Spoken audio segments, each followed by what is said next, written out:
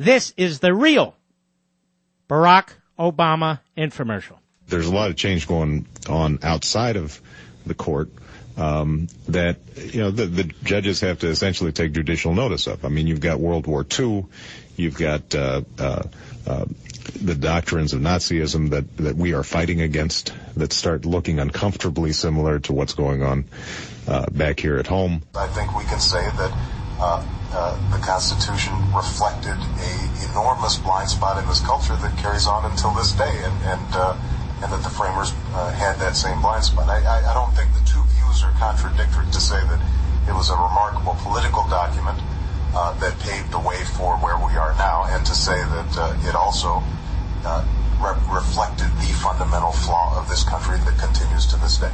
You know, if you look at the victories and failures of the civil rights movement and its litigation strategy in the court, I think where it succeeded was to vest formal rights in previously dispossessed peoples, so that I would now have the right to vote. I would now be able to sit at a lunch counter and order, and as long as I could pay for it, I'd be okay.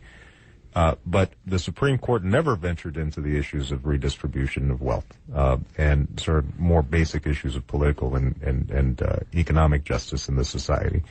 And to that extent, as radical as I think people tried to characterize the Warren Court, it wasn't that radical. It didn't break free from the essential constraints that were placed by the Founding Fathers in the Constitution, at least as it's been interpreted, and Warren Court interpreted it in the same way, that generally the Constitution is a charter of negative liberties, says what the states can't do to you, says what the federal government can't do to you, but it doesn't say what the federal government or the state government must do on your behalf. And that hasn't shifted. And one of the, I think, the tragedies of the civil rights movement was because the civil rights movement became so court-focused, I think that there was a tendency to lose track of the political and community organizing and activities on the ground that are able to put together the actual coalitions of power through which you bring about redistributive change. And in some ways, we still suffer from that. The gentleman made the point that the Warren Court wasn't terribly radical. My question is, with economic changes, my question is it too late for that kind of reparative work economically, and is that the appropriate place for reparative economic work to take place? You mean the court? The courts, or would it be legislation at this point? Yeah, maybe I'm showing my bias here as a legislator as well as a law professor, but I'm not optimistic about bringing about major redistributive change through the courts.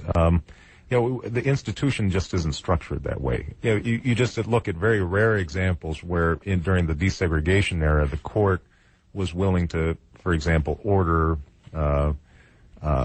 changes that cost money to a local school district. And the court was very uncomfortable with it. It was hard to manage. It was hard to figure out. You start getting into all sorts of separation of powers issues, in terms of the court monitoring or engaging in a process that essentially is administrative. The court's just not very good at it, and politically it's very hard to legitimize opinions from the court in that regard. So, I think that although you can craft theoretical justifications for it legally, I think you can. Any three of us sitting here could come up with a rationale for bringing about economic change through the courts. We cannot continue to rely only on our military in order to achieve the national security objectives that we've set. We've got to have a civilian national security force that's just as powerful, just as strong, just as well funded. Your new tax plan is going to tax me more, isn't it? It's not that I want to punish your success. I just want to make sure that everybody who is behind you, that they've got a chance at success too. I think when you spread the wealth around, it's good for everybody. Beyond a loyalty to America's ideals, beyond a willingness to dissent on behalf of those ideals, I also believe that patriotism must, if it is to mean anything, involve the willingness to sacrifice, to give up something we value on behalf of a larger cause. Now, I won't pretend that any of this is going to be easy. It won't be. It's going to be hard. I don't pretend that this is not going to come with a cost. There are going to be costs. We all need to sacrifice. We're all going to need to put our weight behind these changes, because now more than ever, we're all in this together. What this crisis has taught us is, at the end of the day, there's no real separation between Main Street and Wall Street. There's only the road we're traveling on as Americans. And we will rise or fall on that journey as one nation, as one people.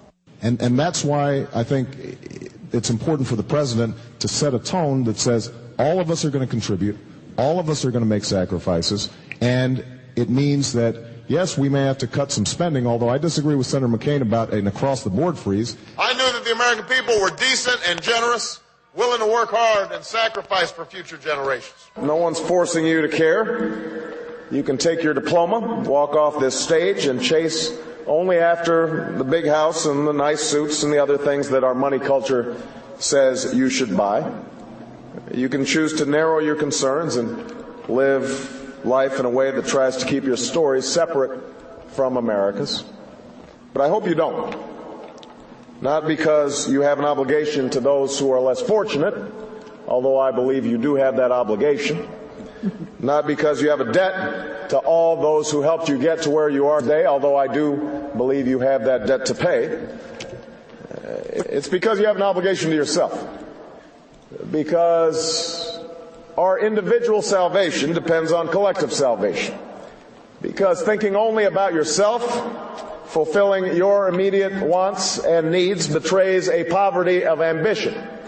Because it's only when you hitch your wagon to something larger than yourself that you realize your true potential and discover the role that you'll play in writing the next great chapter in the American story.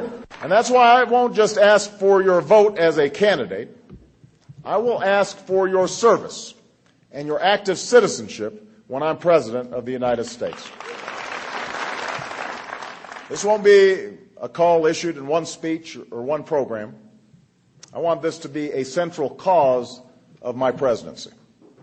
We will ask Americans to serve. We will create new opportunities for Americans to serve. And we will direct that service to our most pressing national challenges. But the burdens of global citizenship continue to bind us together. A change of leadership in Washington will not lift this burden.